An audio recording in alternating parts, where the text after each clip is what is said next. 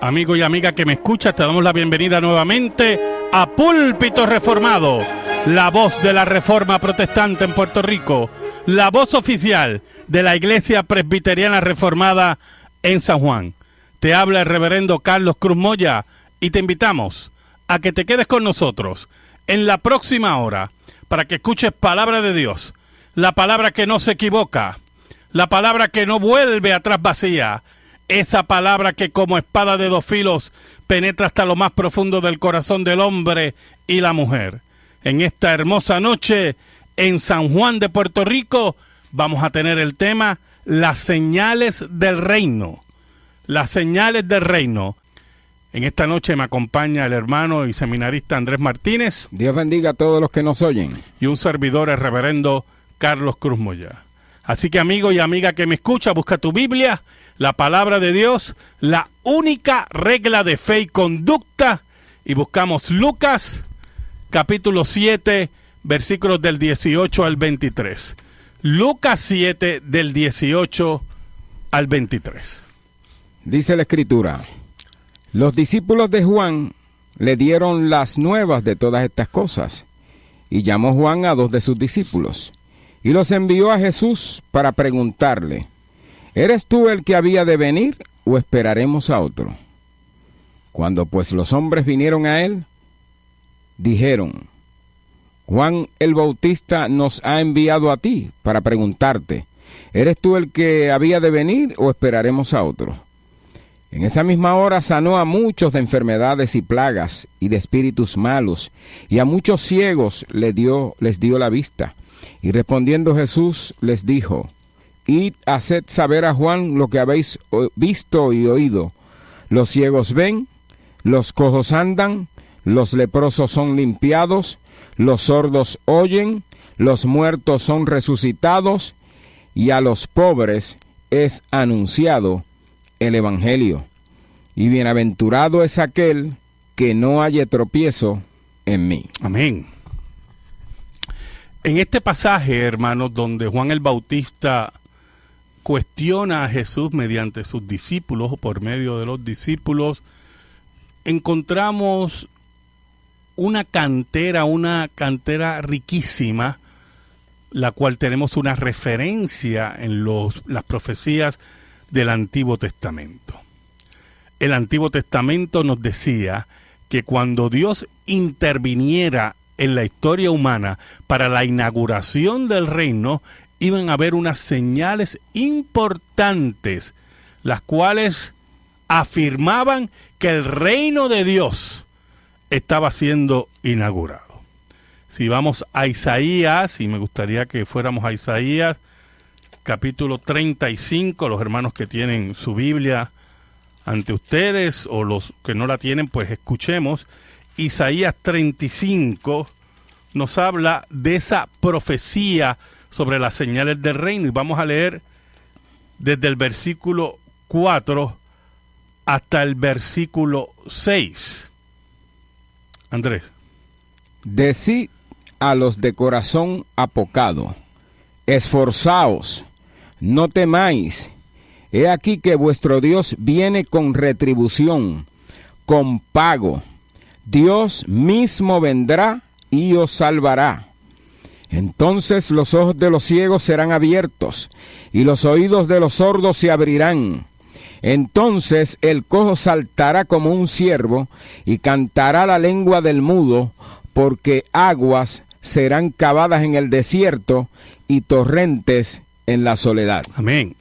Y la profecía de Isaías, aparte que decía, desde el punto de vista de la deidad de Cristo, que Dios mismo era el que vendría y salvaría a su pueblo, la profecía habla de esas señales del reino que iban a estar acompañadas con el Mesías que iba a venir para inaugurar ese reino.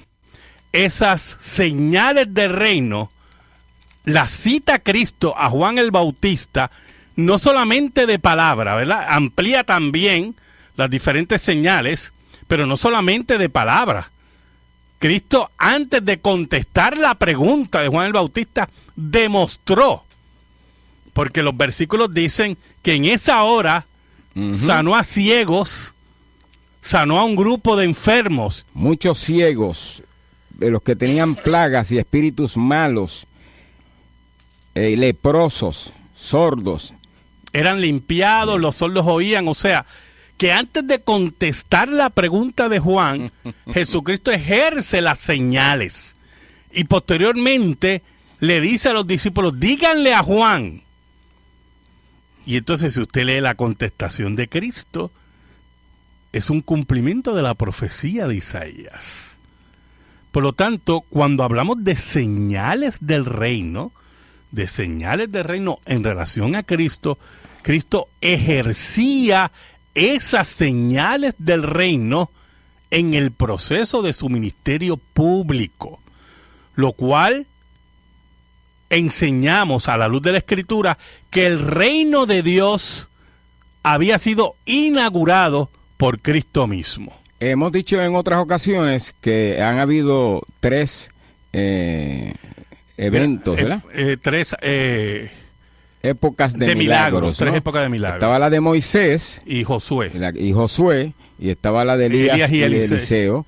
Y acá, Cristo y los apóstoles. Que era, en este caso, era irrumpiendo el reino de Dios en la tierra, ¿no? Exacto. Ahora, por ejemplo, si usted nota, la época de Moisés y Josué, la época de Moisés de milagros, de Moisés y Josué, es una época donde los milagros básicamente, la gran cantidad de milagros eran sobre la naturaleza, era también para castigar al pueblo, era para alimentar al pueblo, y habían de vez en cuando milagros de sanidades que eran colectivas, En la época de Josué eran milagros más bien guerreristas, ¿verdad? Para avanzar.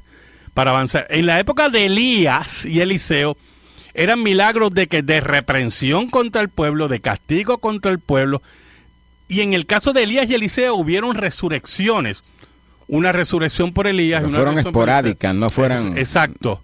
Y otros tipos de milagros. Pero cuando Cristo irrumpe en la historia, ya no estamos hablando de tipos de milagros guerreros o milagros que más bien imponían o mostraban la soberanía de Dios sobre la naturaleza, aunque sí Cristo los hubo, sí.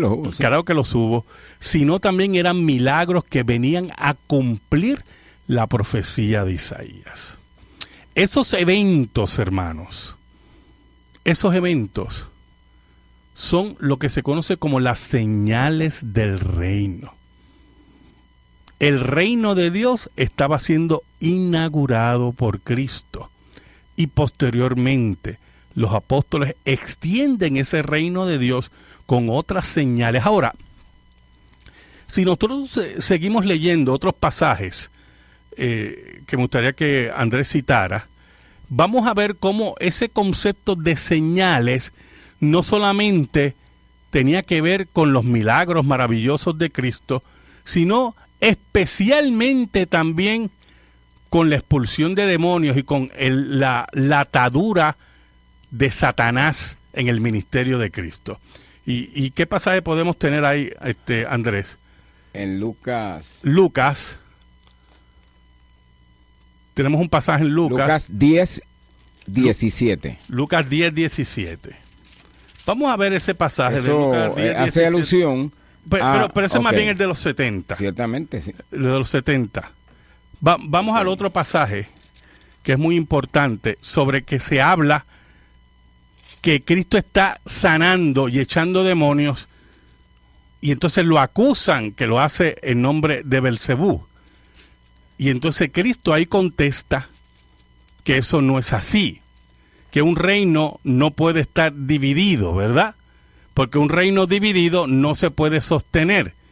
Y si Satanás echa demonios por Satanás, pues entonces el reino de Dios queda dividido. Y Cristo va explicando el pasaje y va explicando por qué Él echa los demonios en el nombre del Espíritu de Dios. Ya tienes el pasaje. Lucas, sí. Lucas 12, 14 en adelante. Ok, vamos Donde a ir a ese pasaje, muy importante, hermano. Estaba Jesús echando fuera un demonio que era mudo, y aconteció que salió del demonio, el mudo habló y la gente se maravilló. Pero algunos de ellos decían, por Belcebú, príncipe de los demonios, echa fuera los demonios. Otros, para tentarle, le pedían señal del cielo. Mas él, conociendo los pensamientos de ellos, les dijo, todo reino dividido contra sí mismo es asolado, y una casa dividida contra sí misma cae. Y si también Satanás está dividido contra sí mismo, ¿cómo permanecerá su reino? Ya que decís que por Belcebú echo yo fuera los demonios, pues si yo echo fuera los demonios por Belcebú, vuestros hijos, ¿por quién los echan? Por tanto, ellos serán vuestros jueces. Mas si por el dedo de Dios yo echo fuera los demonios, ciertamente el reino de Dios ha llegado a vosotros. Cuando el hombre fuerte armado guarda su palacio en paz, está lo que posee, pero cuando viene otro más fuerte que él y le vence, le quita todas sus armas en que confiaba y reparte todo el botín. Ok, el pasaje nos habla que con la expulsión de demonios, él lo hace en el nombre de su Padre, y el reino de Dios ha llegado a vosotros. Significa que una de las grandes señales que había del reino de Dios era sacar demonios, exorcismo, ¿verdad? El Mateo dice, porque ¿cómo puede alguno entrar en la casa del hombre fuerte y saquear sus bienes si primero no le ata? Cristo vino a atar a Satanás como una de las señales del reino, y la muestra de eso era la expulsión de demonios.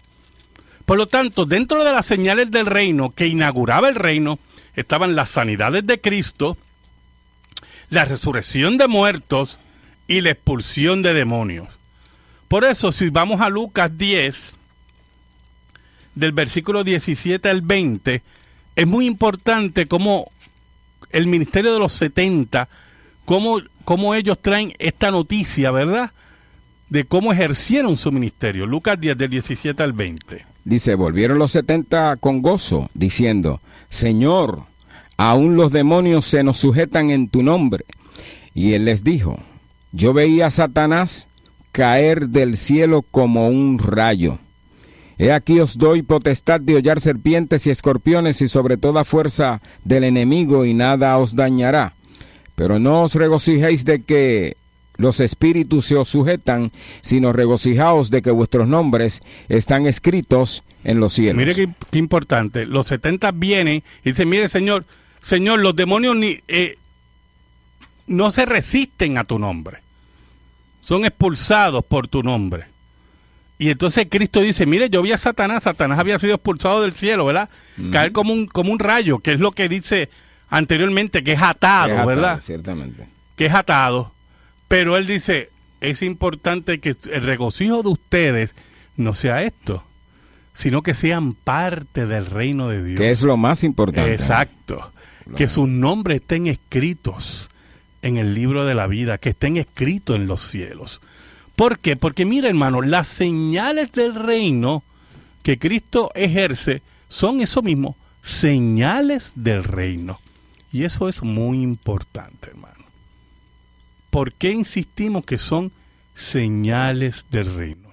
¿Por qué insistimos que son señales del reino? Pues mira, hermano, cuando nosotros hablamos de señales, usted sabe lo que es una señal, ¿verdad? La señal le está avisando que usted se está acercando a lo verdadero. Por eso cuando usted va en la autopista y ve una señal que dice Ponce, pues ya usted sabe que se está acercando a la ciudad de Ponce. No es Ponce, es una señal que le avisa. Y así cuando usted tiene una condición de salud, surgen algunas veces señales en el cuerpo, ¿verdad, Andrés? Que te están avisando, bueno, hay una condición que puede empeorar. Cuando hablamos que el reino de Dios era por señales, es que los milagros que hacía Cristo, lo que buscaban era convencer a los elegidos de Dios que Cristo era el Mesías, el enviado de Dios. Pero sabemos que esas señales de Cristo no se mantenían, tenían un propósito, porque Lázaro, cuando usted lee el pasaje de Juan el Bautista, por eso leí ese pasaje, habla de resurrección de muertos, ¿verdad? Uh-huh. Y Cristo resucitó a Lázaro, y Cristo resucitó al hijo de la viuda de Naín, y Cristo resucitó a la hija de Jairo, y firmemente creemos que Cristo hizo otras resurrecciones, ¿verdad? Sí, lo dice el pasaje. El mismo pasaje que leímos. Ahora, ¿qué pasó con esa gente, Andrés? Volvieron a morirse. Volvieron a morir. Bueno, a menos que usted haya visto a Lázaro por ahí, ¿verdad? Mire, Lázaro murió y el hijo de la viuda de Naín volvió a morir. Y la hija de Jairo volvió a morir. Y todos los que sanó Cristo, todos, ciegos, sordos, leprosos, las condiciones que fueran, todos volvieron a alguna enfermedad y murieron. ¿Por qué? Porque eran señales del reino. Es la inauguración del reino. Es lo que conocemos en teología, el ya el reino ha sido inaugurado, pero el todavía no. Porque el reino no ha sido, ¿qué? Consumado. Consumado. Por lo tanto, esas señales lo que hacía era que apuntaban a Cristo como el Mesías y posteriormente a los apóstoles como los enviados del Mesías. Claro que sí. Y confirmaban la doctrina de Cristo y la doctrina de los apóstoles. Pero cuando ya la iglesia es fundada y ya el reino de Dios ha sido inaugurado, esas señales van desapareciendo porque cumplieron su propósito. Cumplieron su propósito. Cuando nosotros entendemos lo que significan las señales del reino, nosotros entendemos ahora la dimensión de la inauguración del reino y que el mismo actualmente se está construyendo esperando la segunda venida de Cristo. Sí, es lo que hemos dicho en programas anteriores. Se estaba poniendo la zapata, ¿no? Exacto. Ya el edificio está desarrollándose y ya lo que se puso al principio no va a seguir poniéndose sobre ello porque ya está puesto, ¿no? Pues es como el niño, primero es niño, después crece, es un hombre. Ya las cosas de niño se quedan atrás, ¿no? Así mismo pasa con el reino y la etapa del reino en este momento no es aquel. Exacto. Ahora, mira qué interesante lo que acabas de traer a colación. Y es muy importante lo que trajo el hermano Andrés a colación. Escuche lo siguiente. ¿Qué pasa? Esas señales estaban presentes en la vida de Cristo y en la vida de los 70 y de los 12 apóstoles, cuando Cristo estaba aquí. Pero los judíos no querían creer y seguían pidiendo señales. Porque no hay peor ciego que el que no quiere ver. Y la profecía decía que con los ojos no iban a ver y con los oídos no iban a escuchar. Pasamos a la sección de la pregunta bíblica. Lamentablemente hay muchas preguntas y vamos a escoger algunas. La hermana Evelyn de Río Piedras, ella nos pregunta, ya que el reino de Dios fue inaugurado en la tierra, ¿verdad? Si ese mismo reino pues será en la tierra. Bueno, lo que pasa es, hermanos, nosotros tenemos que entender que la Biblia dice que van a haber nuevos cielos y nueva tierra. Pero esa referencia de Apocalipsis es una referencia sobre la eternidad, que en el último análisis todo va a ser un cielo. Todo va a ser un cielo en el sentido de que Dios va a tener, los reinos han sido entregados a Cristo y va a ser eliminada la muerte y el pecado. Y ese concepto de tierra y de cielo, como lo tenemos hoy, va a tener una transformación, una total transformación. Sí, de un lugar fijo, ¿no? Cielo, tierra. Eso se va a perder porque va a estar fuera del tiempo y del espacio, ¿no? Bueno, va a estar fuera del tiempo. Sí, el concepto del tiempo, como lo conocemos hoy, pues no va a ser una realidad porque es un concepto de la eternidad. Y la eternidad es un concepto que se nos escapa como definición.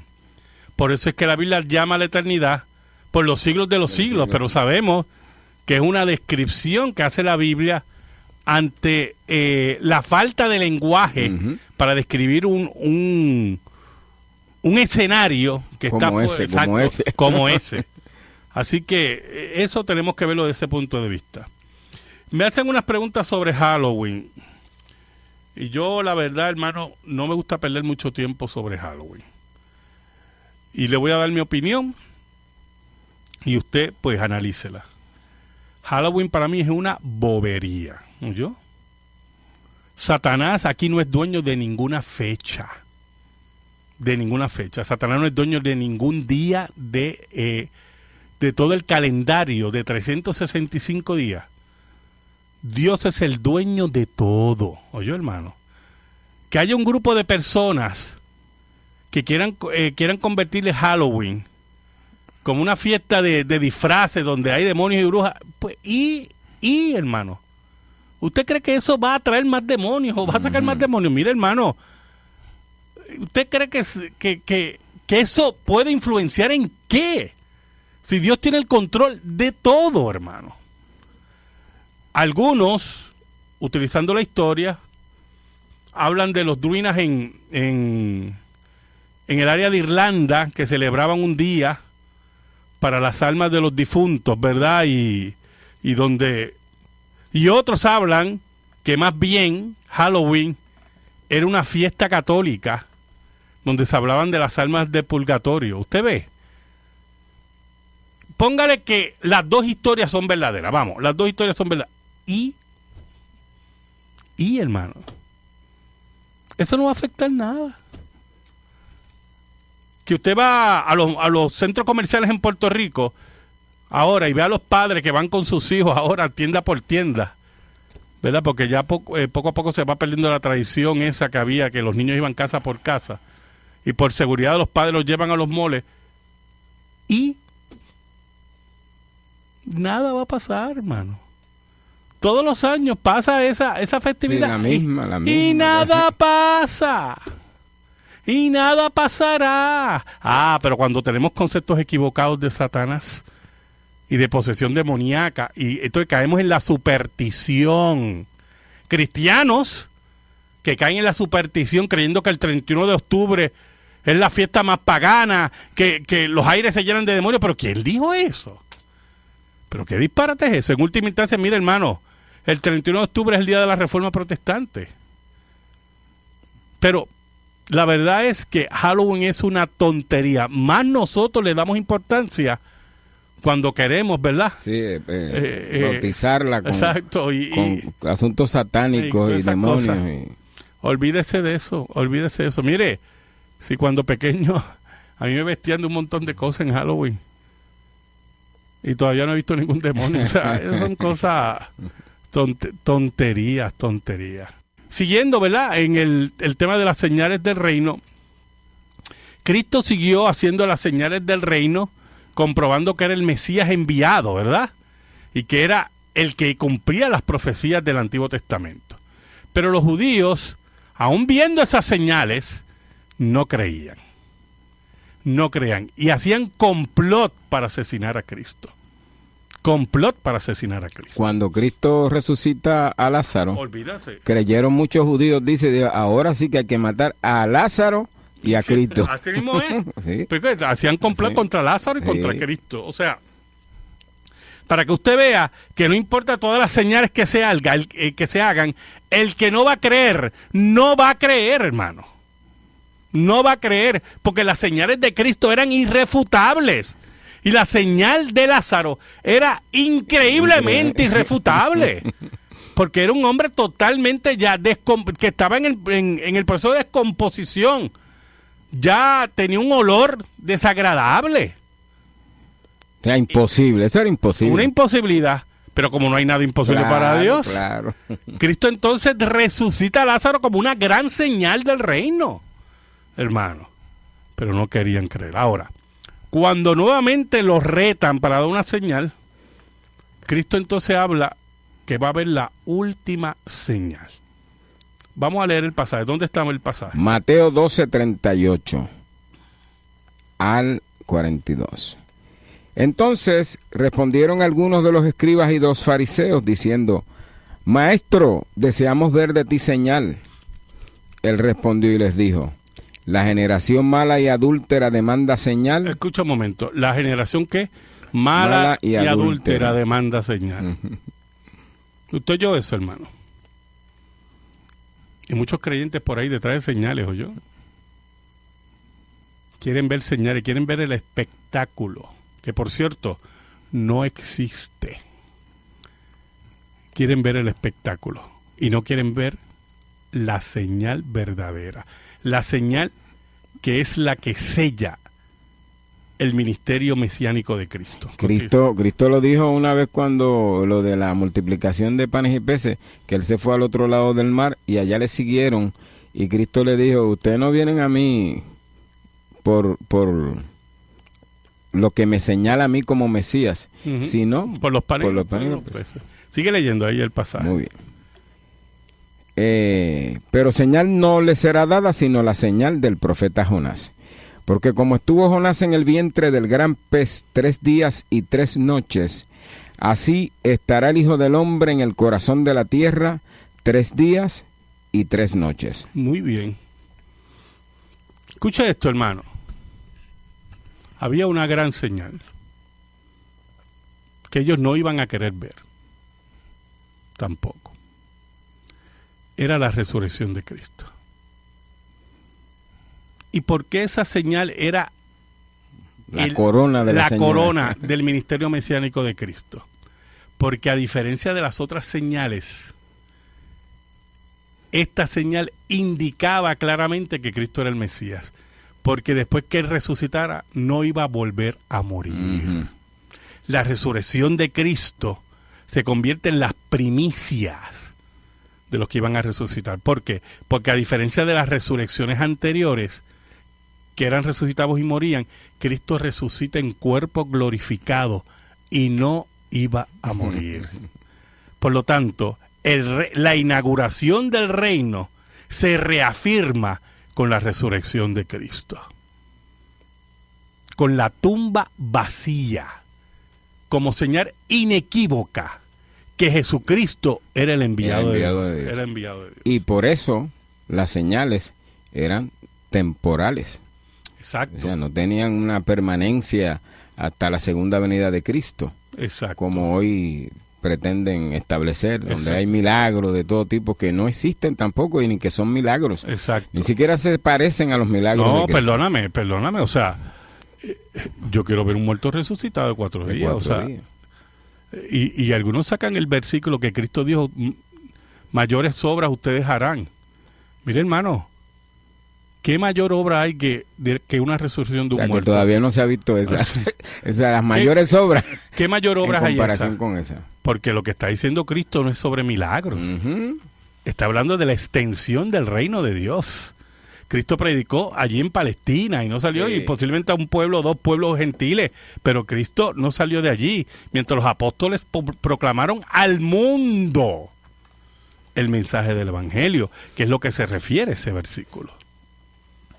Y entonces decimos que el mayor milagro es la conversión. Es el mayor milagro. Imagínate, cambiar una vida, que Dios cambia las vidas. Cambiar una vida, hermano. Bueno, es una cosa tremenda.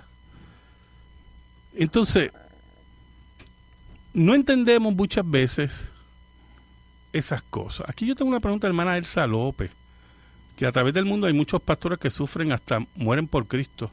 ¿Cómo me explica pastores que viven hasta con riqueza y como ricos? Bueno, vamos con calma con esto. Número 1, hay pastores que mueren por Cristo alrededor del mundo, pero otros no necesariamente se convierten en mártires. No todos los cristianos mueren como mártires. ¿Oyó? Hay otros cristianos que mueren en forma natural, un accidente o algo así. La Biblia no establece que todo el mundo tiene que morir como mártires. Eso es lo primero que tenemos que tener claro. Lo segundo que tenemos que tener claro es que hay pastores que viven con riqueza y como ricos porque son, en una forma desmedida, como una avaricia. Esos son falsos pastores. Ella parece que está diciendo los que mueren por Cristo y los que viven de Cristo. Exacto. Aprovechándose de Cristo. Exacto. Y déjeme aclarar, Abraham fue un hombre muy rico. Job fue un hombre muy rico. O sea, hubieron personas ricas relacionadas con el reino de Dios. Ese no es el problema. Exacto. El problema es que tú, cómo tú bregas con la riqueza. Porque si son tu Dios, Cristo fue claro.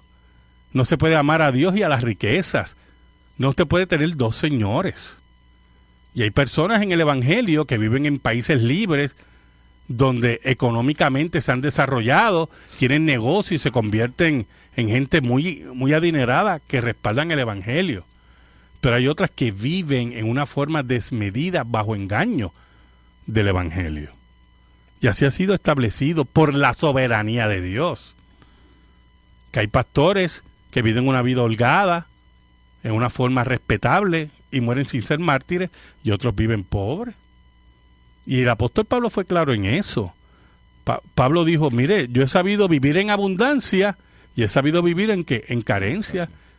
Por eso es que todo lo puedo en Cristo, que me fortalece. Así que en ese sentido tenemos que ver que los actos soberanos de Dios son únicos. Por lo tanto, cuando Cristo anuncia la señal de la resurrección y le anuncia a ellos que él iba a levantarse de entre los muertos, mire, hermano, ellos tampoco le creían. No le creían. Y por eso lo mataron con esa tranquilidad, en complicidad con el gobierno romano. Y aún más temieron que los discípulos robaran el cuerpo porque no creían que iba a resucitar. Pero esa era la señal inequívoca de que el reino de Dios había sido inaugurado, que el reino de Dios se había inaugurado, y que al mismo tiempo Jesucristo era el Mesías enviado, porque venció la muerte eternamente. Y un día, dice el apóstol Pablo, la muerte será vencida, el postrer enemigo, dice la Biblia. Por lo tanto, tenemos que tener claro todas esas cosas, porque hay gente, hermano, que también creen que va a vivir para siempre. Creen que van a vivir para siempre. Y tienen un apego a esta tierra y creen en milagros sobrenaturales para vivir prácticamente para siempre, hermano. Usted que me escucha y yo que hablo a través de estos micrófonos, nos vamos a morir. Si Jesucristo no vuelve primero, nos vamos a morir. Porque la inauguración del reino por sus señales eran eso mismo, señales. Pero viene un día donde ese reino inaugurado va a ser consumado y las señales que habla Isaías van a ser una realidad patente. Ya el que es sordo vivirá para siempre sin sordera, y el que es ciego vivirá para siempre sin ser ciego, y el que está muerto va a ser resucitado. Y eso ocurrirá cuando Jesucristo vuelva al planeta Tierra. Y esas cosas las tenemos que tener claras, pero mucha gente no se quiere morir. Y lamentablemente malinterpretan el texto. Y quieren vivir, mire, y usted los ve que olvídese. Pero lamentablemente, hermano, la Biblia dice que el hombre está puesto para morir. Está establecido que los hombres mueran una sola vez y después de esto el juicio. Y eso es así, hermano. Eso es así. Por lo tanto, estamos ahora en medio de la extensión del mensaje del reino de Dios a través de la predicación de la iglesia, basado en las grandes señales de Cristo, las enseñanzas de Cristo y las enseñanzas de los apóstoles. Ese reino de Dios, que las parábolas de Mateo se veía como un misterio, como la semilla de mostaza, que era, mire, así una semillita así, y crece como una gran hortaliza, un gran árbol. Así empezó la iglesia de Cristo, como una semillita de mostaza. La predicación del evangelio como una semillita de mostaza.